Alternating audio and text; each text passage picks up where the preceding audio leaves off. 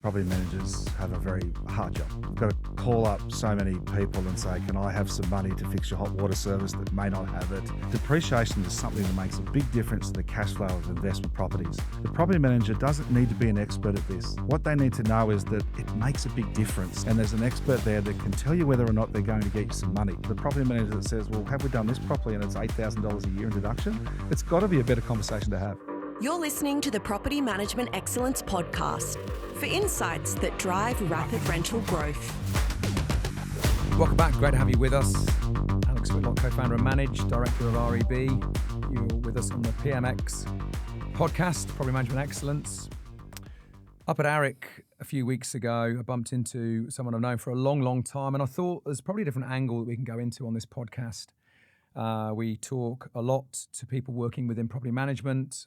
We've had mortgage brokers on the show. We've talked to investors, but I think a big area, my focal point in why I do this podcast and how I communicate with property managers is really about strengthening the value proposition to owners and investors. I feel there's a huge gap. I feel PMs work hard. They do the doing of the job. Some PMs and some principals join the dots and see the value, the real value with owners above and beyond managing a property, making sure it's tenanted, making sure it's compliant and so forth. But the bottom line is people buy property, investment properties, because ultimately at some stage they want to make money. Now that may be capital growth, it could be yield, and in many cases it's both.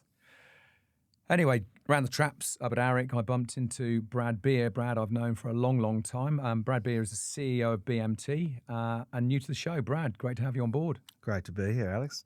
Love talking about, properties. Been in property investor myself for some time, and 20-something years actually, of my 28 at BMT. And once again, I agree. You're buying property to make some money through that growth, through that cash flow over time, and I've just really enjoyed working with all the investors over time to help them with that. Basically, we're not a loved cohort these days, Brad. Investors, the government's none too keen on us, and anyone who doesn't have property hates us. We're sort of a bit of a pariah. But I'll tell you what, property managers love us because we have a common objective. We want to grow wealth. We want to have an investment property that gives us a yield and hopefully gives us some sort of returns. And they also want to see that grow because they are, most PMs run on a commission, some have a flat fee. But you're kind of joined at the hip with this objective. So PMs love us. And look, there's been plenty of bashing for some time of the investor. And as much as the property's grown substantially, that's good for investors. It also provides some housing, and some of the tax advantages help to, we've been through over the time. Back in '85, they've made some of the changes they're looking at now, and I think there's realisation sometimes that some of these things actually help investors to encourage them to invest in the property that does actually provide some housing for people. Now, there's lots of argument around at the moment as to how and why, what's fair, what's not fair, but I think. Yes, we are joined to the property manager, definitely. They get paid a commission based on what that is, but we do want to make some money of them. We also have to take risk, and I think that's left out of the debate a little bit. It's sort of, there's a lot of risk associated with, I've borrowed a lot of money in my life to buy properties, and as a young 20-odd-year-old, I would have thought that was just ridiculous. My parents would have thought that was ridiculous. How do you sleep? The first one's the hardest. The second one's still hard. Third and fourth, you start thinking, I can sleep with this debt, but it's still risk. There is still risk. I bought in the late 90s, first of all, when I lived in Hong Kong. And I can remember, and when I got two properties, and I remember going, I've got $250,000 of debt, and going, oh, that's just an unbelievable amount of money that I owe. I look at what I owe now, and because it becomes a relative thing. But the bottom line is that we as investors carry all the risk, and my focal point with PMX is the significance of the property manager in the journey. Now, we were talking off air about the importance of the account, and the account is critical relation with an owner. And with a property owner, and we're both business owners, we know how important accountants are for our own journey. But the accountant the property manager in this unique position because they're actually they're managing the property. But most PMs are good at managing the property. They're not so good at understanding the value proposition, the real value proposition they have with the owner. And look, we're going to talk about tax. And we're going to talk about depreciation. I'm going to segment that because I think we want to go into it pretty deep. But Brad, you've been in and around property for many, many years. Tell me a little bit about your relationship with your PMs, and tell me about how they add value to you as an owner. Look, I've got a few property managers for properties, and also I'm in the industry, so I work with a lot of the industry. So I've got them spread between them, even in the same towns, because I work with basically all of them across that industry. And really, I mean, when someone asks what's important to me about my property managers is like the important points of when it's going to cost money is what's important. Maintaining and looking after the property and making sure no one's wrecking it is important to me. Making sure those inspections are done properly and they're checking out that property, choosing the appropriate tenant. But one of the most important things is it's going to become vacant at a certain date, and we may know.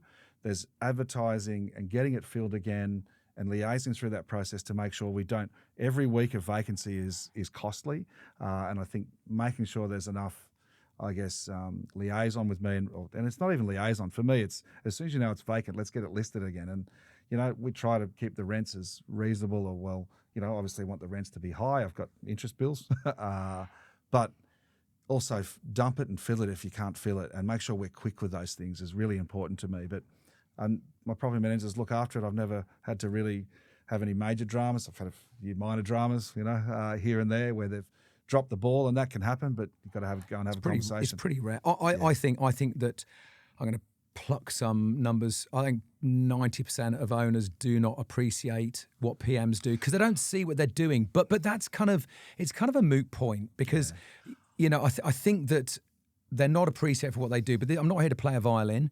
I'm here for people who are tuning in to help them grow their business. So I think the opportunity is to communicate better with the owner. And there's going to be a lot of stuff that PMs do that the owner's never going to see and understand. But the bottom line is, and talking about maintenance, I think that skilled PMs are able to forewarn and prepare owners for the reality, particularly new owners.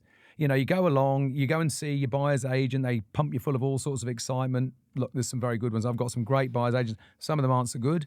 We've watched the collapse and some pretty shocking behaviour in one of the big groups, so they're certainly not the long-term partner for the investor in many cases. But the bottom line is that when people buy for the first time, they're incredibly uneducated, and there is this massive opportunity for the PM to educate. I don't expect them to deliver everything. We'll talk about tax shortly, but, tell them the reality of maintenance. Explain to them the reality of getting the rental price right and not being too greedy, but equally making sure that rentals go up with market, sort of market fluctuations. I think property managers have a very hard job. They've got to call up so many people and say, can I have some money to fix your hot water service that may not have it? I think those things would be very difficult for owners or for property managers through that process. I guess I have the benefit of a construction management degree, quantity surveying ideas, and I've done a whole bunch of renovations, so I think I might be easier with that. But most people that buy investment properties only buy one.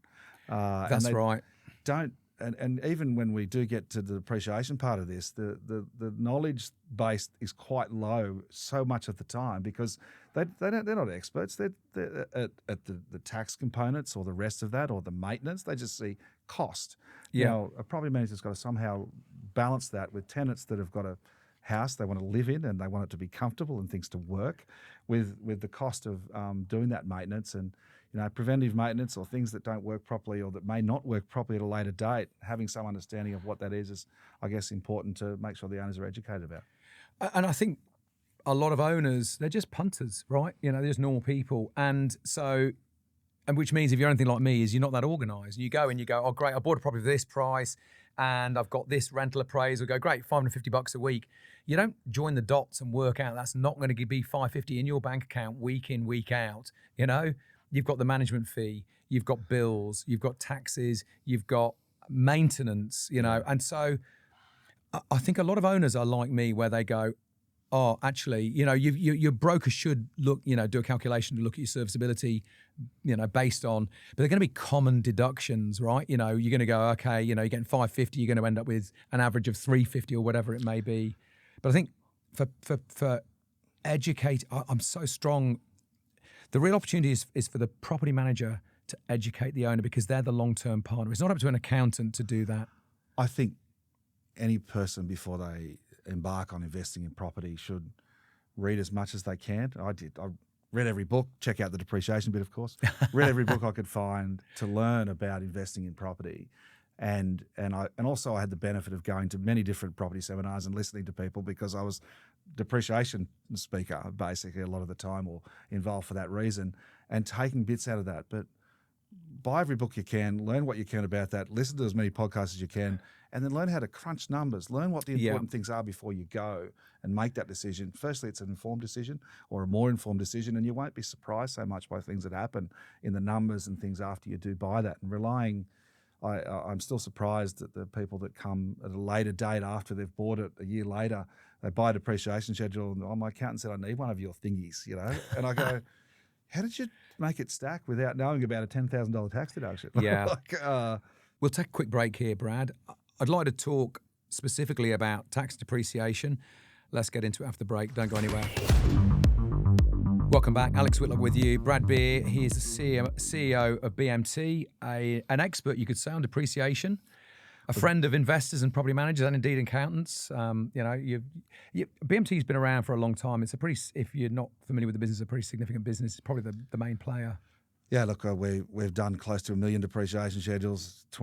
I've been there for 28 years this month. Of its 29, couple of hundred staff spread around the country. We definitely have the solid market share of the depreciation schedules that we've done for so many investors over that time. It's been great.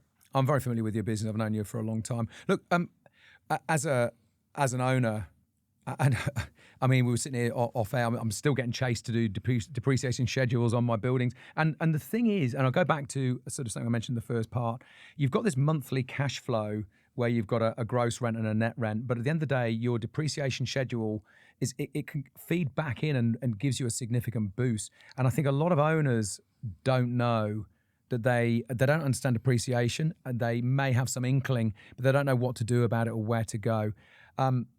And it makes a big difference. So what role can the PM play? And what role does the PM play in this, in your experience? So, often, I'll say almost unfortunately, the PM's role is when we contact them for access to get to the property. Yeah. Because we visit it as part of that process. Now, some of them are a bit better than that. Most of what we do comes because the accountant tells people to do to do a depreciation schedule, because that's going to make a difference. Now, people think their accountant's really great because they tell them about things like depreciation, and the average first year deduction's about $12,000 out of the reports we did last year. So that's the average first year. So a $12,000 deduction is substantial. Yep. Now, people buy a property, the agent usually runs away from there once they've sold the property. They don't have much to do with them. They've done their job. The property manager then also, yes, correct. The property manager now starts this relationship, and it is weekly, monthly, throughout the whole year, and they go and see the accountant later on. What role can the property manager play? A knowledge of what do the numbers look like on a property? What does this mean for an investor that's bought it? One of those things is depreciation, and if they've done it properly, this person knows the property manager for some months before they actually go do a tax return. Yeah. So how does the property manager look really, really smart there and go, I know about this thing that is, and depreciation being one of them, multiple things that exist in understanding about a property, but one of those is in that depreciation. I know about this thing that makes a substantial amount of difference to the cash flow of a property. The average is $12,000 a year out of the people that do most of them out of everybody. Don't know what your property's going to get, but it does make a substantial difference, more than so many things they worry about. And the property manager having some knowledge and going, well, no, I've got 3 property managers I could use, but the one that's smart enough to help me find $12,000, I think I'm going to like that one a little bit better. Yeah. And as a property manager trying to grow your business, those with more money in their pocket that think you're smarter, when that's what they pay you kind of to do, are probably the ones that should be able to grow those businesses.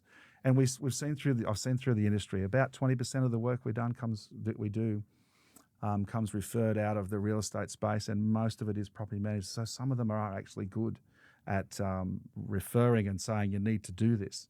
But there is a lot more that we actually go and visit afterwards that they already manage. Some knowledge that exists and asking those questions is something that I think property owners would love to hear. There's an opportunity, Brad, and I feel really strongly, having worked with PMs and valuing PMs, I've never ever self-managed, and I never would do, and I value PMs enormously, but I see the opportunity that they do the doing of managing the property in whatever role that may be, but they can be a conduit for value through a connector. I mean, you don't have to go and do the depreciation schedule. You don't even have to know that much about it, but just to say, hey, there could be some money back on tax. Look, you've hit the nail right on the head there. And whenever I go and do, training sessions to the industry, which I've done so many of in the years, I say to the property managers, the simple things are, depreciation is something that makes a big difference to the cash flow of investment properties. I know it's often a substantial amount of money, but I'm not the expert. I don't know how to do it all. I'm not the expert. Why don't we speak to the experts and see if we can get some money for you? And I know that you don't. So this is your business, unless it's changed, and unless I'm going to get this all wrong. But you don't pay a referral, because of the quality of what you do. And I know that that's always been the way. And you're the dominant player because of. It's not because you give big incentives out, but you offer a quality service to the investor. Approximately, how much are your schedules? How much they cost the investor? About $800. And you're talking savings of thousands and thousands in many cases. The average in the first year last year was just over $12,000.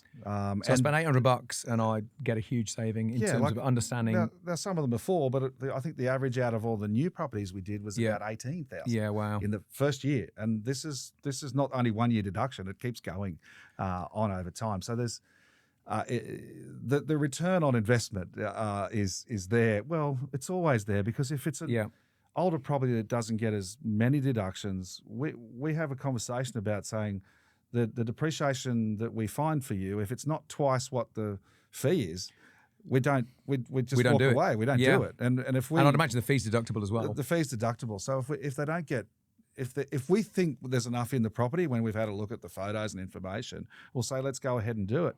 We'll quote them to do that. If we get to the end and there's not enough, even if we've done most of the job, we cancel it, we walk away, we give them their money back. So there's never there should never be a loss. As long as you're paying tax, there's never a loss in doing it. Let's get a little bit into depreciation. This is what you do for a living. So maybe you can give, there's going to be people tuning in with portfolios of all different sorts, people who are going to be having properties maybe 150 years old, and some they're going to be newer. If you can try and give us as much of a helicopter view over the types of depreciation and how, and when there's a property that you can't do anything for, maybe through to the ones where there's great leverage.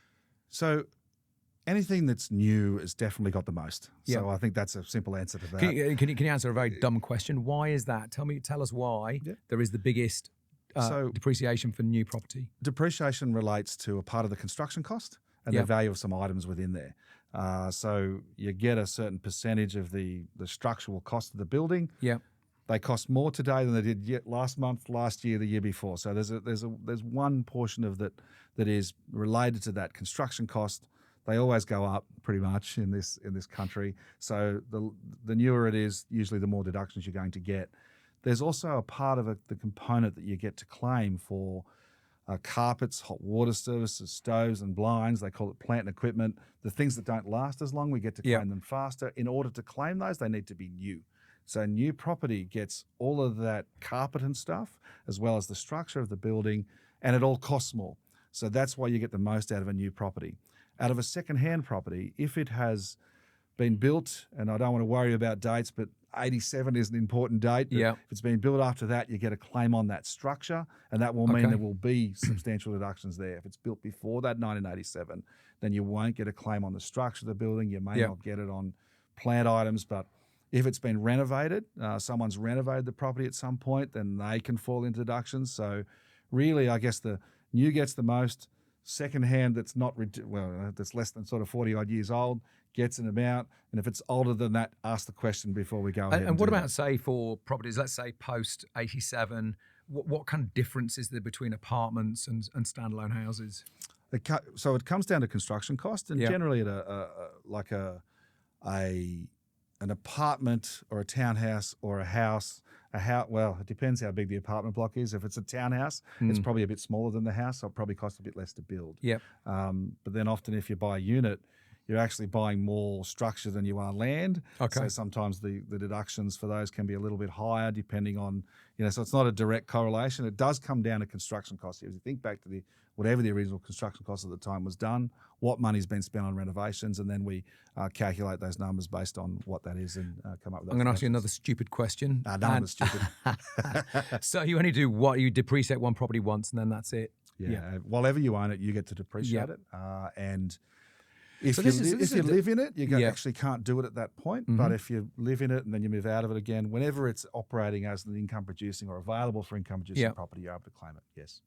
And I've got another question for you. So let's say I buy an apartment that was built in 2000, and if someone else has depreciated it before they sold it and then I get it, do I get to depreciate it as well? How does that work? You do. If it's built in 2000, so it's 26 years old, that structural component we talked about, it's actually a claim of the construction cost evenly over 40 years. Okay. It's 26 years old.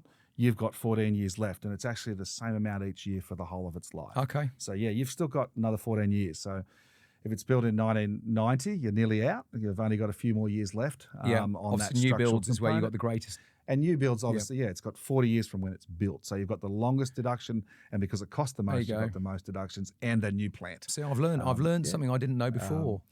And look, we talk depreciation, but I also firmly believe that you've got to look at everything about a property. Like, just because it's new and it gets the most depreciation is not the only reason to buy that one. Of course. It's not just a tax-driven thing, but yes, the newer ones do get the most.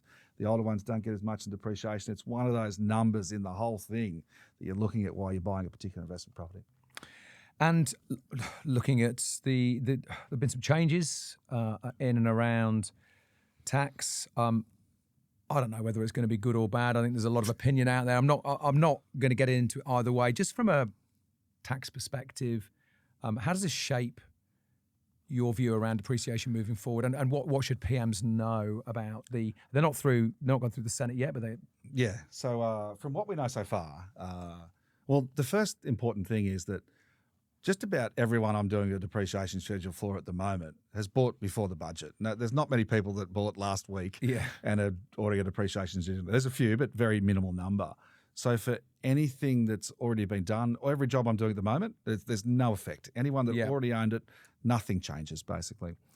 Anyone that buys since that budget, if it's brand new, once again, nothing changes. We do exactly the same job. They claim their depreciation. The only difference is that going forward, they'll be able to use it a little bit more than the second-hand property buyer. Yeah. Someone who's bought after the federal budget or exchange contracts after the federal budget, the negative gearing component that they would normally be able to claim, they're only able to claim up until the 30th of June 2027. Now, the first year average, as I said, is about $12,000. So even if you only get that 1 year of claim, there'll be a deduction there that's still well worth doing that report for, because you get more money back for it straight away. Once that rolls over to that date and you are unable to use losses against your other salary income, so we're not able to negatively gear that property anymore, then those deductions will not be instantly able to be used. What they're saying, because we don't have the legislation yet, is that those deductions will be able to be used, which will include your losses and your depreciation, because they're both a deduction, against the time when your property is cash flow positive, because we are buying property that's cash flow negative sometimes and negatively gearing, hopefully for a period of time, not forever. So when it does come back to be a positively geared, positive cash flow property, you will pay tax on that gain. Yep. So by then, you can quarantine and use those losses for any of those gains in the future. And they've said that you'll be able to use it to change your cost base for capital gains tax. How will depreciation work with that is something that we need to see the final legislation. Yeah, okay. Because the way it's treated is actually a bit different to your negative gearing. So we need to see how they write that before I can really answer that.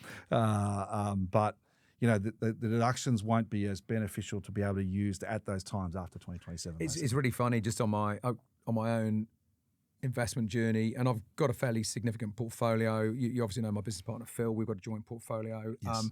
And it's really funny, over the last year, I've started buying very positively geared, high yield apartment. I've gone back to buying apartments. I used to buy them when I first started buying off the plan, and I've gone back to buying not off the plan, but now 10, 12, 14 year down the path, apartments with high yield, sort of 7, 8% and so forth. And it's just interesting that, because my view was, rather than looking to, sort of looking at sort of a capital growth thing and thinking I'll be negatively geared along the way, I'm going, I just want yield now, and yield is very, very important. Well, you'd love to have a combination of both. Yeah. But yield pays the bills. Yes, it does. Well, this is it. At some point or other, you got to, unless you're looking to kind of sell them and sell down your portfolio. I don't know. And when you look at those things that you're buying there, and the yield actually covers most of your costs, and as maybe your rents increase over the next few years, your debt, if that reduces, or depending what interest rates do, up and down, you probably end up not too far away in a situation where you're cash flow positive. You're going to pay tax on that. Yeah. Yes. And the depreciation has got the ability to mean that you won't pay tax on that, because it's a non-cash tax deduction that is related to the wear and tear of the building. It's not I pay something out, so it doesn't affect your cash flows necessarily. As in, you don't pay it out, so you don't have the cash to cash flow it, but you still get to make a deduction for it, and you're deducting against that rental income that hopefully is positive over and above, which makes it a bit more lucrative. We'll take a quick break there, Brad. We're back in a couple of seconds. Welcome back, Brad Beer, BMT, Alex Whitlock. Brad, I'm going to take a bit of a change of tack here. You're a business owner. You've got a large team. 200 people working in your team. A lot of people tuning in. I know it's the same across all sectors. The workforce is changing. Use of technology is changing. But I just want us to tap in to you and look at how you structure a business in terms of your systems, your process, your efficiency, and how is technology changing your particular game, and sort of what you do in the marketplace. So systems and processes, we early on employed some software people, and it was quite early, and said, how do we make this process run smoother, and how do we enhance the client experience through whatever automation means that we still talk to clients. And when I say automation, you're never going to hear press 1 or 2 at the phone at BMT, because I really dislike those things. And also, yes, you can order online. Yes, we can quote online, but there is always someone to answer the phone and talk to you, because I love that human touch, or the ability to have that human touch. So we got software guys that came in and, look, this is what we're doing. Like when I started, we had an Excel spreadsheet linked to a Word document, and it took like 5 minutes to update, and I don't know, didn't get many jobs done per day, but we eventually built the coded systems, and we built things, and we sat programmers next to people that are doing the process and going, what can we do here that they are doing all day that can take 30 seconds out of it, 60 seconds out of it, or whatever it is through that process. We used to do that just in the production process, but then we sort of mapped everything that we touch. How do we use automation anyway? And that goes right through to today. How do we use AI in everything we touch to make sure the client experience is as good or better than it was, and we make it more efficient with less mistakes? And we religiously, now I'm 28 years, my 2 business partners are 25 and 24 years, and my 3rd business partner I've just brought in is 20 years. He's an IT guy, one's the sales and marketing, one's finance, production, and so that team together, along with me, I used to lick the stamps and put them on reports back in the day, and most of them have done close to that as well. So we understand what we've got, how do we get from A to Z, but we've had different people come in and look at every little part of the process, and how do we make sure that we're producing great experiences, and we are a market leader. We have the same rules. We're not the cheapest. We don't buy the work with a referral fee. No. And we have managed to still maintain such a healthy market share by making sure we concentrate on the client experience and make it great. And everything I can do to make that efficient means that, we've moved the fee once in the last 15 years up. And because staff have got more expensive and everything's got more expensive, but how do we pull it out of the back end by making it efficient through everything from AI to software, etc.? The other thing I've done, I think, in our business is always measure everything that we can measure. Sometimes we've got to question that, because if it gets measured, it gets done or it gets managed.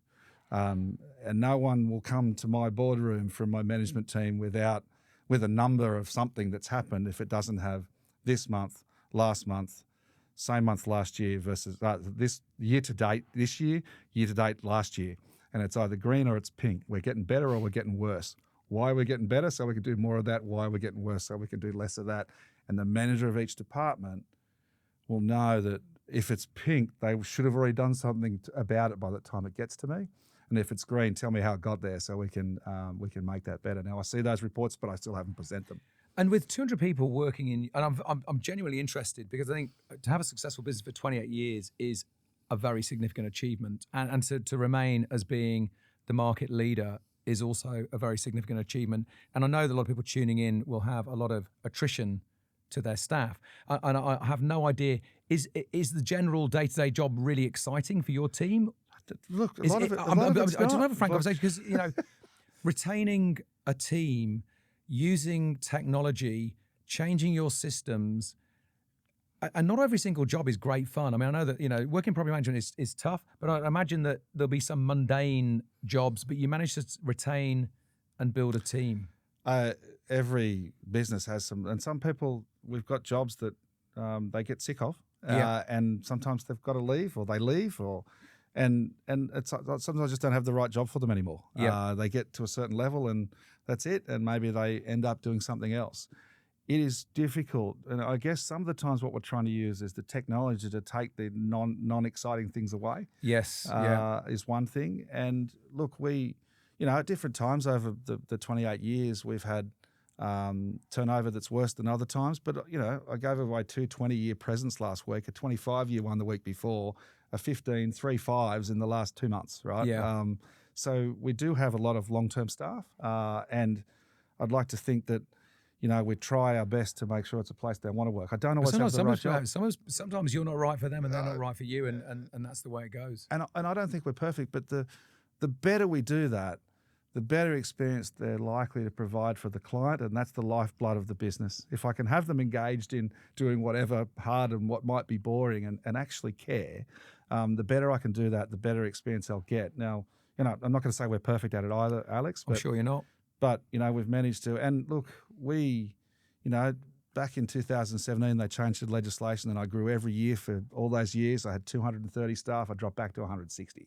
Wow. Now, because of the downturn in what people knew about that, and I had to go and re-educate again, and I re-educate the market that, okay, they've changed this thing with that plant and equipment. Yeah. Property managers still ask the question. It's not quite as many deductions, but it's still there. I had to go back to what we fundamentally did at the start of this business. Some deduction is better than no deduction. Yes, mate. It might be. It's not 11,000 anymore. It's 9,000, but you still want it. Yeah. And the start of this business, we went out and we educated people that this is something that you need, and we still do that. It's much better than it was when I started, but that took me a 10-year backward step. And I think I'll see some effect from this next piece of whatever happens with this legislation. But the biggest part of it is actually going to be a re-education process. This is why you do or don't need it. And so I'll have to ride that again. But again, education is so critical, because things change and you're going to get people like yourself, you're going to be at the forefront of what's changing in and around tax. But most other people don't understand. So there is, and again, for our audience, for PMs, being an educator, as well as doing you do the doing, but you also educate. So your customer, I just want to talk about your customers a second. You got 2 customers. You've got your referrers and your PMs and your accountants and maybe other referrers, and then you got the end customer. But which is your primary customer? Is it the referring partners? So the person that pays us the money is the property investor. Yes.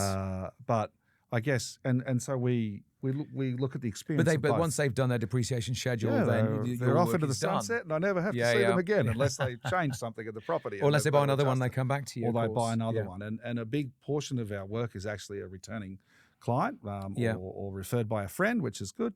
So we would always look at how do we treat the accountant. Like I want for someone that buys an investment property to go to the accountant and say, "Oh, get one of these," and just get it from BMT because we trust what they do. So you've got to build consumer awareness of what you do. And the first thing is the consumer awareness, but the second thing is the experience for the accountant and also for the property manager. How do we, I guess, help them to have enough knowledge to ask the question and not get themselves into trouble?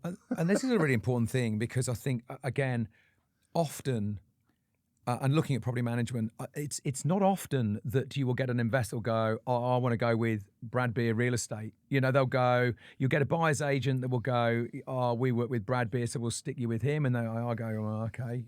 I think that and I'm sure, there are some agencies that do have a lot of awareness in their local area, but I think it can always be better. And you're striving to build awareness with owners and investors around depreciation, and then you've got your referring partners, and you don't pay them any money to do this. Let's be really clear on this. They're not doing it because they get, a clip. They're doing it because of the value that you represent to their customers. If you're a PM, you're adding value to their customers. If you're an accountant, you're adding value to their customers. And then we just need to treat that like gold and make sure that we help that customer to get money. But that's easy because that's what we do. Yeah. Like we play with a set of rules, make sure we're thorough. So we go through the property, we find everything, and Is it physical inspection? We in our space. There's always been some that'll just do it from the photos they can find on realestate.com. And now there's more of them since COVID because it's hard and it's painful. When I say it's painful, it's not the most fun part of the job. "Hi, can we please come through your house into all your rooms and take photos of everything at a time?" That's probably inconvenient to you. So that inspecting a property is not the part that's the easiest. It takes time. They're 2 hours away. They're whatever. The tenants don't really want you in the house for the owner's tax, of course not. Right? They might want you there for the smoke alarm so the house doesn't burn down. But the owner's tax, not so much care. However, after doing more of these things than probably anybody else in the country or my business, think that the result is not as good if I don't find everything I can find. And I've also got to back it if you get questions from the tax office. When the tax office rings us and asks some questions about a report, we look up the thing. We can see the Corolla stopped for 35 minutes. And I've got the photos in front of me, and it was the date that we did the report based on. And I've got more information than any of them have. So we're not scared to put it on the line and maximise it because we've seen everything. We've seen that nice bench top. We haven't missed anything from just the real estate photos online. So yes, we do a physical inspection because as soon as I don't need to, I don't want to, I won't. But while I think it gets the best result, we keep doing that. And it's a bit of a bone of contention in our industry. It's sad to see that corners get cut in any type of industry in order to do a cheaper fee and say it's the same thing. And that's kind of what does happen a little bit. So anyway, we got off track a little bit there, yes, but we do physically inspect the property to make sure we get those deductions. And I think we get better results based on that. Yeah, absolutely. Brad, it's been great catching up with you. We've had a conversation that we've never had before, which is what I love about doing this podcast. I think that, I've had one PM over the years. I've had many accountants, say I should use a depreciation specialist, but I think there's an opportunity. Look, I know you very well. There's other providers out there, but PMs should be looking at least, they don't have to be experts on tax, but the more that they can add value to every owner, to every investor, in a tightening world for owners and investors, I think it's a really big, strong value proposition for them. I think that there is absolutely opportunity. I've seen it all the time but the important thing, I think, Alex, is that the property manager doesn't need to be an expert at this. What they need to know is that it makes a big difference. Yeah. And there's an expert there that can tell you whether or not they're going to get you some money. The ins and outs of the plant or the this or whatever else, or how much you're going to get, a good quantity surveyor, us or otherwise, should be able to give you an indication of how much it roughly should be before they do anything. Yeah. There is no loss from a property manager who goes out and says, "Hey, Alex, are you getting everything out of your property? This whole depreciation thing, is there any more money in it? Let's talk to the quantity surveyor and see if we can get you some." And I think that for PMs, it's not about a new revenue stream, because it isn't, but it's about retention, value. You're going to hold on to your owners. I mean, of course, you do one depreciation schedule, but I'm going to be grateful forevermore if my PM, through connecting me with a quantity surveyor or depreciation specialist, has saved me $10,000 or $5,000 or $3,000. for spending $800, you know, I'm going to be very grateful for that. And what are you going to talk about at the barbecue on the weekend? we all love to talk about property. I probably do it a bit more than others, and my wife glazes over. I don't know. But like me and Phil are pretty bad. Yeah, but the conversation about your property manager that's put you in contact with something that saved you $3,000, $5,000, $10,000. That's a lot of money. It is, that's a deduction. The after taxes at your tax rate. So if you get $10,000 or $12,000 with the average, it's about $4,500 in cash. It's like $80 or $90 a week. Brad, I come home and I'll tell my wife that I've saved $5 on a discounted cake, and I get excited about it. You know. So in all seriousness, it's, you know, if you're in investors, most owners and investors, you've got to remember that they are there because they made a strategic decision to take an investment, to look at some sort of yield or return on that. And you cannot overestimate the value in being a conduit as a PM to help get better value out of your investment or a better return. Absolutely. And I think as a PM, you've got, you know, there's pressure on your fees. The people see that they've got to pay money. Arguing with your property manager over 1% is $5 or $6 a week. The property manager that says, well, have we done this properly? And it's $8,000 a year in deduction. It's got to be a better conversation to have. It's not time to get into it now, and you're probably not the right person for this conversation, but I think I talk to a lot of good agencies, and there's a lot out there that are charging 7, 8. I mean, you go into regional Australia, and you're looking at 10% in some markets. WA's, but for example, is 10% normal. Yeah, but it's about if you can articulate. So there's a couple of things, right? If everyone charged 10% and then I charge 10%, but there'll be a point where you will end up with this race to the bottom. Somebody somewhere's going to go, well, I'll do 9, and then it's down to 8, and then it's down to 7. But I have the privilege and the fortune to talk to very, very switched on agencies that in tight markets. I interviewed the CEO last week of Housemark that's opening up in Melbourne. They're going to go in, 7.5%, right? For their management fee. I talked to other agents in Melbourne that charge 7.5% because they can convey the value, and so the percentage, again with the depreciation schedule or any other value-based proposition from the PM, 10%, 5%, 9%, it becomes a bit meaningless if you can add value. If you've got, I guess we'd say the cheapest depreciation schedule is not necessarily the one you pay the least for. It's the one that gets you the least deductions. Yes. Right. It's kind of the same thing. Like you might be a slight, and it might be a couple $100 difference, but if you lose $5,000 worth of deductions, it was a bad economy. Well, the worst depreciation schedule is the one that you don't do. Well, yeah, that's even worse. And that is right. And so many, like, I think we didn't talk about this, but if your clients haven't done it, we were talking about earlier, you can actually go and amend a couple of years of tax returns. So is that right? Like if your deduction was $8,000 a year and you missed the last 2, it's potentially a big adjustment and I have clients get that all the time. I've had people get $50,000, $60,000 back with more than a residential house there, but where they don't know, they've gone and amended some previous year's deductions and go get some serious money back. Guys, know your tax, don't know it inside out, but be in a position where you're connected with a provider that can give advice around depreciation. I'm sure Brad won't mind if you give him a call. Absolutely. Brad, thank you very much for taking time to catch up. For everyone else, thanks so much for tuning in. Love having you with us. We'll catch you next week. The information featured in this podcast is general in nature and does not take into consideration your financial situation or individual needs and should not be relied upon. Before making any investment, insurance, tax, property, or financial planning decision, you should consult a licensed professional who can advise whether your decision is appropriate for you. Guests appearing on this podcast may have a commercial relationship with the companies mentioned.